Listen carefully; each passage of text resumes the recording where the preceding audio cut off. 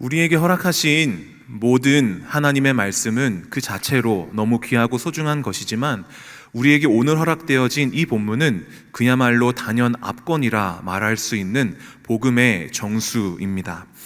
로마서를 통틀어서 또 이 8장이 복음을 정말 잘 설명하고 있는 복음의 내용이다 우리가 이야기할 수 있는데, 그 8장 중에서도 오늘 읽은 이 대목이 더욱 그렇다라는 것입니다. 그래서 여러분도 잘 알고 계신 마틴 로이드 존슨 목사님은 이 성경의 대목을 불타는 논리, Logic on Fire 이렇게 부르곤 했었습니다. 지금까지 이어져 내려온 복음에 대한 그 귀한 설명들이 결론 지어지는, 정리가 되어지는 하나의 단락이다, 우리가 이렇게 이야기할 수 있겠습니다. 로마서 1장부터 11장까지 우리는 하나님과 우리와의 관계에 대한 설명들을 들을 수 있습니다. 그리고 12장부터 16장까지는 그 복음을 안 너와 내가 교회됨을 어떻게 이루는가, 서로의 관계, 이웃의 관계에 대한 것들을 우리가 살펴볼 수 있는 것인데, 이 하나님과 우리와의 관계가 지금까지 어떻게 설명되어져 왔습니까? 1장 18절부터 3장 20절까지 구구절절하게 사람이 얼마나 죄인된 상태로 존재하였는가, 그 설명이 이어져 왔습니다. 제가 작년에 로마서로 청년 일부, 제가 목양하는 청년 일부 한 해 반 1년 3개월 정도 동안 로마서를 쭉 강해해 왔는데, 특히 처음 한 달 반은 이 본문의 맥락이었습니다. 1장 18절부터 3장 20절까지 한 5주 6주 연속으로 청년들한테 니랑 나가 다 죄인이야, 이런 죄인이야, 저런 죄인이야, 이렇게 깊은 죄인이고 소망이 없어, 이 말을 한 6주 연속 하니까 애들이 막 다 죽어가더라고요. 그런 대목들을 저희가 이렇게 지나와서 한 3장 21절, 그러나 이제는 이라고 하는 대반전의 그 대목을 저희가 마주하게 될 때 참 큰 놀라운 반전이 있었구나라는 것들을 저희가 계속 로마서를 봐오면서 저희가 지켜봐 왔습니다. 이전에는 우리가 행위와 율법에 이렇게 속하여져서 죄와 사망의 종노릇하며 그곳에서 허우적거리고 있었다면, 그러나 이제는 하나님으로부터 난 새로운 의, 예수 그리스도, 두 번째 아담인 그 그리스도로 말미암은 그 은혜, 새로운 영역으로 가서 이제 생명의 왕노릇하는 새로운 지경에 이르렀고, 새로운 정체성과 새로운 소속으로 하나님의 양자된 삶을 살게 되어졌다. 이 이야기를 우리가 3장 21절부터 보아왔습니다. 그것을 지금 정리하는 대목인 것입니다. 31절의 표현처럼 하나님이 우리를 위하신다, 이 말이 정리를 하고 있는 것이죠. 하나님이 우리의 편이다, 하나님이 우리를 이 정도로 사랑하신다, 오늘 본문은 우리에게 이야기해주고 있습니다. 그런데 저희들이 죄인인지라, 그리고 이 세상이 너무 한계가 많은 제약들이 있는 그런 사랑을 서로 주고받는 그런 사회와 배경이다 보니까 저희가 이런 미숙하고 혹은 불완전한 사랑이라고 하는 우리끼리의 어떤 사랑의 개념을 계속 이 하나님과 우리와의 이 사랑, 하나님께서 우리를 사랑하시는 그 사랑에 대입하여서 이 하나님이 우리를 얼마나 사랑하시는지에 대한 내용을 어느 정도로 왜곡해버리고 축소해버리고 좀 오해하는 경향성들이 우리에게 지난 우리의 삶 동안 많이 있어 왔다라는 것을 우리는 경험하게 됩니다. 영어 표현으로는 이 복음이 It's too good to be true, 너무 좋은 것이라서 사실은 별로 이렇게 믿어지지가 않는, 어떻게 나를 이렇게 사랑하신단 말인가 라고 하는, 혹은 하나님이 날 사랑하신다 하더라도 어떤 인간적인 사랑과 이 한계 많은 세상에서 우리가 경험한 그런 사랑 정도로 이것을 폄하해 버려서 하나님도 나를 포기하실 것 같은, 하나님의 그 사랑이 마치 소진되어지는 어떠한 개념의 것처럼 우리가 오해하는 경우가 있다라고 하는 것입니다. 그런 부분에 대한 우리들의 의심과 우리들의 의심이 만들어내는 의문들에 대해 오늘 바울은 이 짧은 대목을 통하여 5가지 수사학적 질문을 던지고 그것에 대하여 답을 주고 있습니다. 이 수사학적 질문이라고 하는 것이 사실 어떤 답이 필요한 어떤 질문이 아닙니다. 이미 그 질문 안에 답이 들어있는 것을 저희가 수사학적 질문이라고 하는데요, 오늘 본문의 시작부터 우리에게 무엇이라 질문하고 또 답하고 있습니까? 31절을 시작하는 단어를 한번 보십시오. 그런즉 이 그런즉이라고 하는 단어를 보시면 이전에 해왔던 그 모든 이야기들을 지금 종결하고 있구나. 하나님이 우리를 위하여 행하신 이 놀라운 일들과 이 사랑들을 우리가 마주하게 될 때 우리는 그것에 대하여 어떻게 반응하는 것이 합당한가? 그 첫 번째 그 반응은 이것이었습니다. 하나님이 우리를 위하시면 누가 우리를 대적하리요? 이게 답이 담겨 있는 질문이라고 말씀드렸죠. 그러니까 하나님이 우리를 사랑하시고 우리를 위하신다면 우리를 대적할 수 있는 것이 아무것도 없다. 이렇게 이야기를 열고 있는 것입니다. 그런데 이 부분에서 오해를 하시면 안 되는 것이 누가 우리를 대적하리요? 이 말은 아무도 우리를 대적하지 않는다라는 의미가 아닙니다. 대적이 분명히 존재하고 신앙을 가지고 살아가는 데는 많은 힘듦과 어려움들이 분명하게 우리 앞에 주어지기 마련입니다. 특히나 이 복음을 알고 또 그리스도인으로 우리의 걸음들을 걸어 나가려고 할 때 사실 이 어려움들이 때로는 더 가중되는 것처럼 여겨지기도 하는 것을 우리가 발견하게 됩니다. 이 복음의 빛이 엄청나게 객관적이고 우리를 비추일 때 우리의 죄된 모든 본성까지도 비추이기 때문에 와, 이거 참 쉽지 않다, 이런 생각들을 자연스럽게 하기 마련인 것이죠. 그런데 이 본문이 누가 우리를 대적하리요? 이렇게 이야기할 때는 분명한 대적이 있지만, 분명히 우리를 힘들게 하고 어렵게 하고 때로는 우리를 넘어뜨리게 하는 주제들도 있지만, 그러나 우리를 위하시는 이 분의 수준이 우리의 대적의 수준과는 비할 수 없는 이 격의 차이가 있다라고 하는 것을 우리에게 이야기해주고 있는 것이죠.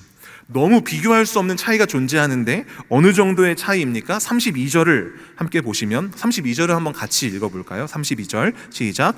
자기 아들을 아끼지 아니하시고 우리 모든 사람을 위하여 내주시니가 어찌 그 아들과 함께 모든 것을 우리에게 주시지 아니하겠느냐. 제가 이 본문 정말 수십 번, 수백 번도 읽었던 본문이었고 너무 유명한 본문이지 않습니까? 제가 너무 이거를 잘 알고 있다고 생각했는데, 사실 제가 제가 딸이 하나 있는데요, 첫째 딸 로아가 태어나기 전에는 사실 이 본문의 진면목을 다 이해하지는 못했었구나라는 것들을 제가 깨달았었습니다. 그러니까 저희는 이 대목을 되게 자연스럽고 당연하게 받아들이는 경향성들이 있는데, 사실 이 대목이 그렇게 뻔하거나 당연하거나 너무 우리에게 이렇게 당연스러울 그런 본문이 아니라는 것을 제가 발견했기 때문인데요, 오늘 본문은 특히나 그 아들을 그냥 주셨다라고 하는 것을 훨씬 넘어서 아끼지 아니하고 주셨다라고까지 말씀한다 말이죠. 저는 이 말이 정말로 아무 말이 아니라고 생각합니다. 입이 뚫렸다고 그냥 할 수 있는 고백이 아니다, 전 이렇게 생각을 합니다. 한 예를 들어서, 제가 여기 모여 계신 성도님들을 정말 사랑합니다. 뜬금없는 사랑의 고백이었는데 제가 사랑하고, 근데 제가 여러분들보다 더 사랑하는 게 이제 제 목양권 안에 있는 저희 청년들을 제가 정말로 사랑합니다. 새벽, 아침, 점심, 저녁 할 것 없이 이 친구들이 떠오를 때 그들을 위해 기도하게 되고, 정말 제 모든 것들을 다 주어서 사랑해도 아깝지 않을 정도로 제가 이 친구들을 사랑하는데, 반전은 제가 이 친구들보다 제 딸 로아를 더 사랑합니다. 그래서 그런 일이 있어서도 안 되겠고 이런 생각을 하는 것조차 제 마음이 어렵지만, 만약에 정말 절체절명의 위기 가운데 제 목양하는 청년부 대상 전체와 제 딸 로아가 이렇게 있고, 제가 누군가를 한 부분만 살릴 수 있다, 로아를 살리든 청년 일부 애들을 전체를 살리든 하게 된다면 저는 로아를 살릴 겁니다. 되게 기분 나빠하는 여기 청년 일부 지체들이 있는데요, 근데 제가 모르겠습니다. 목회자로서는 그게 빵점짜리 대답일 수도 있겠지만, 부모로서 자녀를 가진 자라면 아마 공감을 하시고 이해하실 수 있을 것 같습니다. 제 자녀, 제 로아, 딸을 위해서라면 사실은 이 모든 것들이 비교할 수 없는 가치인 것이죠. 그 정도로 저는 제 아이를, 저희들의 자녀를 사랑하는 것인데, 근데 이 비등비등한, 때로 어떻게 보면 어려울 수도 있는 이런 선택이 아니라, 하나님과 우리와의 관계가 로마서 1장 18절부터 3장 20절까지 어떤 관계였다고 이야기했습니까? 죄인된, 원수된 관계가 이미 다 깨어져 버린 관계였다는 것입니다.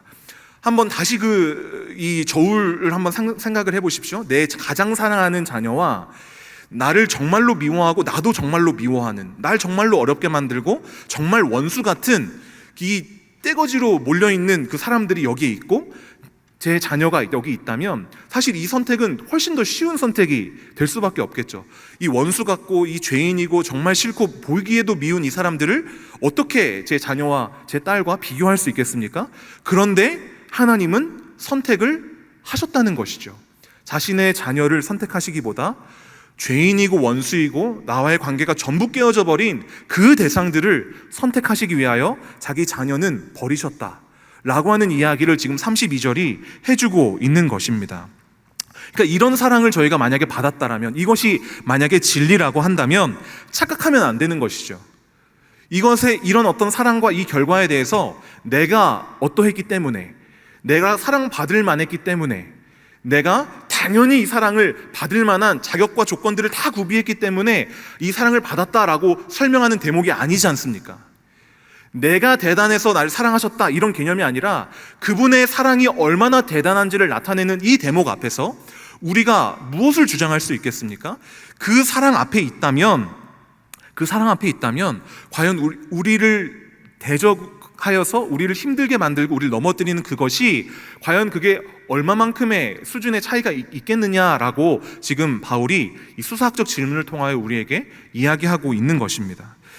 이렇게 이런 사랑이 세상에 없는 것인데, 근데 저희는 너무 흔하고 너무 자연스럽고 너무 당연하고 너무 쉽게 이 사랑을 이렇게 그냥 치부해 버리는 것이죠. 예수님 날 위해 죽으셨지, 이거 당연한 거지. 날 위해서 죽으셨다고 한 거 이거 뭐 어려운 건가? 이런 식으로 너무 자연스럽게 이것들을 당연하게 넘겨버리는 경향성들이 우리에게 있었다라고 하는 것입니다. 그렇지 않다라는 것 우리가 기억하고 가야겠습니다. 우리를 자녀 삼기 위해서 하나님은 자기의 자녀를 버리셔야만 했다라는 것, 오늘 본문은 분명히 우리에게 그것을 이야기해 줍니다. 뿐만 아니라 33절로 넘어가 보면 우리에게 이런 대적이 있을 뿐만 아니라 우리를 이렇게 힘들게 하는 외적인 어려움이 있을 뿐만 아니라 내적인 어려움들이 존재하는데, 바로 33절에 나오는 이 사탄, 우리를 고발하고 송사하고 우리를 정죄하는 한 대상이 여기 존재한다, 우리에게 이야기를 해주고 있습니다. 우리가 죄인이다라고 하는 것들을 끊임없이 고발하고 이곳에 죄인이 있다, 혹은 우리 스스로에게 네 죄인이잖아, 너 이런 죄 지었잖아 라고 우리를 고발하는, 그래서 우리가 목자이고 우리가 리더이고 직분자이고 여러 가지 일들을 감당할 때 우리를 계속 넘어뜨리게 하는 그런 속삭임들 있지 않습니까? 네 목자라며, 너 근데 이 죄 짓고 네 정말 목자야? 너 교회 20년 다녔다며, 네가 그러고도 성도야? 그리고 우리 안에 끊임없이 오는, 내가 이런 큰 죄를 지었기 때문에 내가 이 하나님의 사랑에서 끊어지는 거 아닐까라고 하는 이런 의심들을 우리에게 끝없이 부추기는 이 사단이 우리에게 있다. 그리고 우리가 우리의 삶 속에서 이런 것들을 늘 경험하고 살아갑니다. 그런데 오늘 본문은 이 모든 사단의 고발과 송사가 거짓말이다 라고 우리에게 이야기를 해주고 있는 것입니다. 이것도 오해하시면 안 되는 것이, 그 사단이 말하는 너 죄 지었잖아, 너 이런 거짓말도 했고, 너 하나님을 이때는 왕으로 너가 인정하지 않았고, 너 이때는 음란했었고, 여러 가지 죄들을 우리 앞에 나열할 때 그 죄가 우리가 짓지 않은 죄다, 그런 말을 하는 것이 아닙니다. 분명히 우리의 약함이 있었고 우리가 죄됨이 있었고 우리의 죄의 어떤 습관들을 따라서 우리가 죄를 지은 것들이 분명히 있어 왔습니다. 하지만 그럼에도 불구하고 거짓말이다라고 하는 것입니다. 왜냐하면 사단이 한 그 모든 말들이 진리이고 실제로 우리가 저지른 죄이지만 그 죄들은 이미 판결이 끝난 죄들이기 때문이다. 오늘 본문이 우리에게 이야기해주고 있는 것입니다. 저희들의 이런 세상 사는 저희들에게 익숙한 표현으로는 일사부재리의 원칙이다라고 하는 일반 법에서도 적용되어지는 예를 들 수 있겠습니다. 우리가 보통 이렇게 그런 경험들이 잘 없으시겠지만 이제 소송에 이제 휘말리게 되고 어떤 판결을 받게 되면 물론 이제 뭐 대법원까지 가는 상고의 과정들을 거치게 될 수도 있겠지만 대법원에서 한 판결이 이렇게 딱 나면은 더 이상 그 동일한 그 재판에 대해서는 그 죄목에 대해서는 더 이상 왈가왈부할 수 없다. 이것이 일사부재리의 원칙입니다.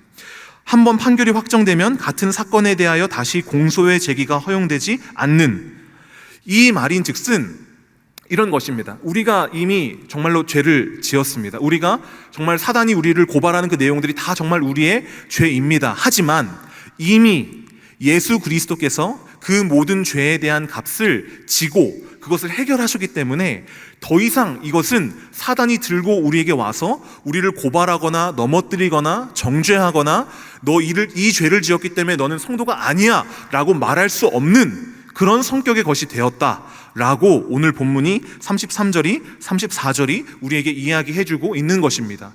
그 고발이 그 내용면에서는 사실을 이렇게 잇닫고 있을 수 있겠지만 이미 유효하지 않은, 이미 하나님께서 예수 그리스도를 통하여 완전한 삶을 사심으로 온전한 의를 우리에게 전가시키셨고, 우리가 이전에 지은 죄, 지금 짓고 있는 죄, 앞으로 지을 모든 죄까지 예수 그리스도께 전가되어져서 그분이 그 죄를 모든 죄책을 대신 짊어지시고 그 죄값을 지불하셨기 때문에 이미 끝난 사건이다라고 하는 것입니다.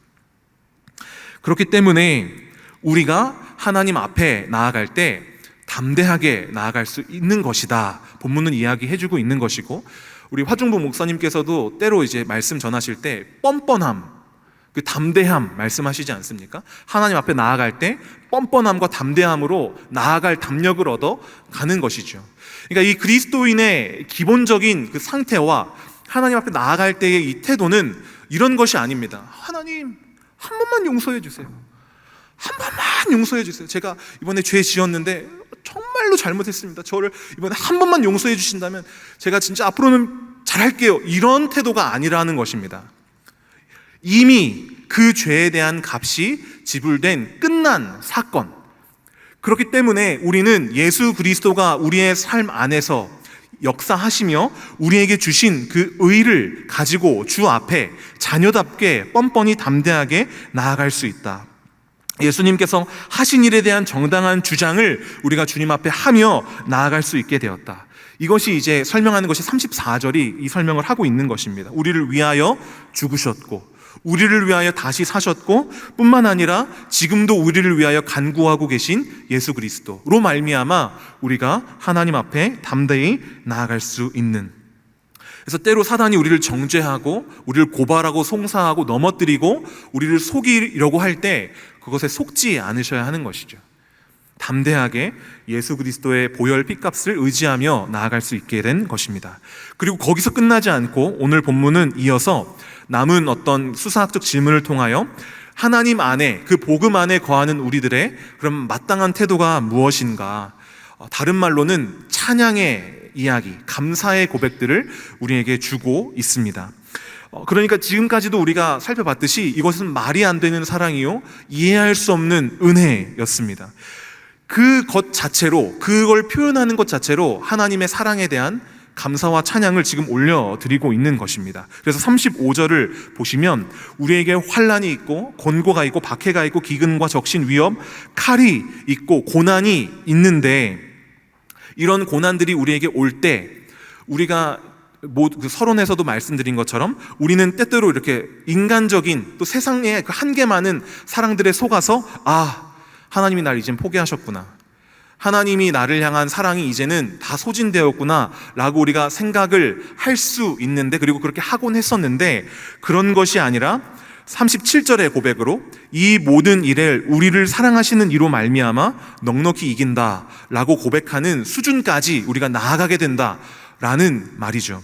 그러니까 여기서 우리가 하나님의 사랑 안에서 끊어질 수 없는 이유를 이야기해주고 있는데, 그 이유가 무엇입니까?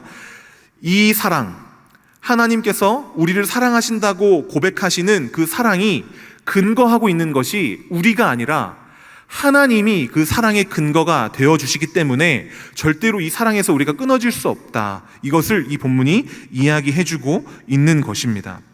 그래서 오늘 본문이 우리를 사랑하시는 이로 말미암아, 그 근거가, 그 조건이, 그 사랑에서 끊어지지 않는 이유가 우리를 사랑하시는 이에게 그 근거가 있다라고 우리에게 말씀하고 있는 것이죠.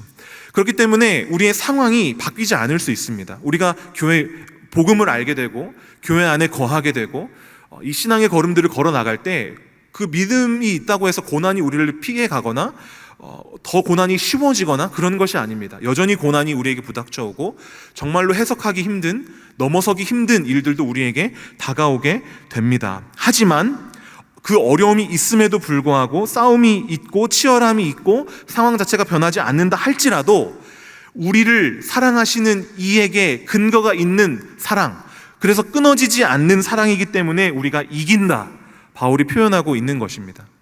그리고 그냥 이긴다도 아니죠. 넉넉히 이긴다. 원문이 조금 더 이것을 잘 살리고 있는데, 승리 위에 승리, 이김 위에 이김, 영어 성경으로는 정복자와 같은 그런 승리를 우리가 거두게 된다라고 하는 것입니다. 사랑하는 여러분, 이것이 그리스도인들이 서 있는 기반이다라고 하는 것입니다. 제가 오늘 설교의 제목을 그리스도인들의 디폴트 값이다 이렇게 적었는데, 이 디폴트라고 하는 것이 기본적인 값 아닙니까? 어떠한 세팅도 건드리지 않은 가장 기본적인 그 순백의 상태를 이런 프로그래머들이 디폴트 값이다 이렇게 표현하곤 하는데, 아무것도 건드리지 않은 우리들의 그리스도인으로서의 시작점이 이 상태인 것입니다. 우리들은 흔히 복음을 알고 복음을 듣고 복음을 경험하고 복음을 믿게 되고 복음을 소유하였다라고 하면서도 끊임없이 우리에게는 어떤 행위로, 어떤 우리가 취득해야 될 어떠한 공로를 이렇게 쌓는 어떤 방식으로 우리가 그리스도인이 되어져 간다라고 생각을 합니다. 양육을 받고 전폭 듣고 목자로 섬기고 직분 받고 해야지 내 성도됨이 더 성도되어지는 것처럼, 내 그리스도인다움이 더 그리스도인다워지는 것처럼 이야기를 하는데, 그런 것이 아니다라는 것입니다. 그리스도인으로서의 어떤 디폴트 값, 기본 값이 오늘 8장 31절부터 39절이 이야기하고 있는 이 상태, 끊어질 수 없는 사랑 앞에 넉넉히 이기는, 어떠한 고발이나 송사나 우리를 속여 넘어뜨리려고 하는 그런 이야기들이 마구 우리를 공격하지만 거기에 속지 않고 넘어지지 않고 넉넉히 이기는 그 상태, 그 상태가 그리스도인의 기본적인 값이다. 이것이 우리의 시작점이다 이야기하고 있는 것이죠. 어떤 성도들 중에도 막 끈기가 있고 어떤 강인한 신앙을 가지고 있는 사람들이 특별한 어떤 신앙인으로서 추대받고 이렇게 높여지는 것이 아니라, 우리를 사랑하시는 그 사랑 안에 깊숙이 거하는, 이 사랑이 무엇인지를 알고 복음이 우리에게 주는 참된 자유가 무엇인지를 알아 그 자유를 누리는 자들이 참된 그리스도인들이며, 그들이 사실은 이기는 것이다 라는 것입니다. 그 어떤 것으로도, 그 무엇으로도 이것은 끊어낼 수 없다. 38절과 39절이 이야기해주고 반복해줍니다. 끊어지지 않는다, 끊을 수 없다. 우리 인생에서 가장 큰 주제인 사망조차도 이것을 절대로 끊을 수 없다. 그리스도 안에 있는 하나님의 사랑은 그런 것이다 이야기해주고 있는 것입니다. 하나님이 아들을 아낌없이 내어주실 뿐만 아니라 끊어지지 않는 사랑으로 우리를 대적할 사람이 아무도 없는 지경으로 우리를 이끄실 뿐만 아니라, 그 모든 상황들 속에서 넉넉히 이기게 하실 뿐만 아니라, 승리 위에 승리를 가지고 두려워 떨지 않고 새로운 영역 속에서 당당히 하나님의 존전 앞에 나아가 하나님께서 우리에게 베푸신 그 은혜의 정당한 값을 받아 누리는 저와 여러분이 그리스도인이다. 이것이야말로 그리스도인이다 이야기해주고 있는 것입니다. 말씀을 맺으면서, 저도 목사이지만 사실 이렇게 복음 앞에 설 때마다 제 안에 끊임없이 이 치열한 양가 감정이 이렇게 끌어오르곤 합니다. 이 복음 앞에 설 때마다 아까도 말씀드렸다시피 이것이 너무 큰 객관이며 복음에 너무 찬란한 빛이기 때문에 복음을 알면 알수록 저의 안에 있는 이 죄됨들이 더 샅샅이 이렇게 튀어나오게 되고, 그것을 마주하게 될 때마다 너무 아픕니다.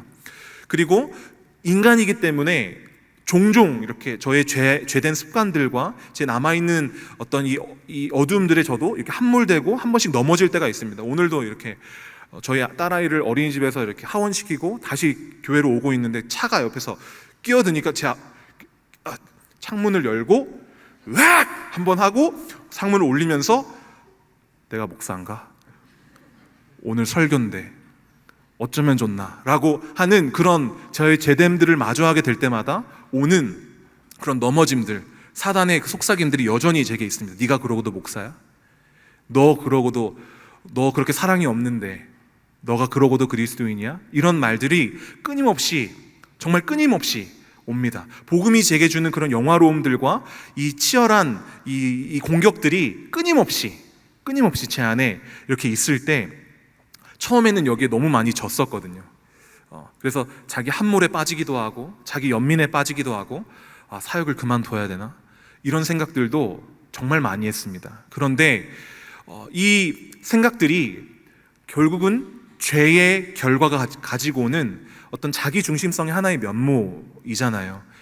나를 볼 때 하나님의 시선과 하나님의 가치와 하나님의 기준으로 보는 것이 아니라 내 시선, 내 기준, 내 판단, 나의 어떤 사랑의 정도로 하나님이 나를 이 정도로 사랑하겠지라고 판단해버리는 이것이 내 안에 남아있는 진정한 죄된 본성이구나라는 것들을 깨닫고, 그것의 반대는 하나님 중심성이지 않습니까? 하나님이 나를 보시는 것처럼, 하나님이 나를 가치 평가하시는 것처럼, 하나님이 나를 사랑하시는 그 사랑의 그 정도로, 나를 얼마나 사랑하십니까? 아들을 아낌없이 내주실 정도로 사랑하시는 그 사랑의 정도로 나를 바라보고 해석해내고 다시 일어나고, 그래 난 자녀지, 나는 하나님 보시기에 나는 예수님짜리 인생이지 라는 그 담대함을 가지고 서가게 되는 것이죠. 그것이 비단 저만의 이야기겠습니까? 여기 계신 저와 여러분 모두의 이야기일 것입니다. 그렇기 때문에 저희가 오늘 이 자리에 서서 이제 또 기도로 우리의 기도의 문을 열고 나아갈 때 기억하시기 바랍니다. 담대함과 그 뻔뻔함, 자녀로서 하나님이 우리를 바라보시는 시선과 그 가치와 그 판단, 그 평가의 기준, 나를 예수 그리스도의 어떤 그 가치로, 나를 자녀됨으로 바라보시는구나 생각을 하시며, 사단의 여러 송사와 그런 어떤 우리를 비참하게 깎아내리는 그것에 지지 않으시고 자녀다운 고백들과 하나님 앞에 그 갈망들을 하나님 앞에 온전하게 올려드리는 승리하시는 경험들 저와 여러분에게 모두 있기를 소원합니다.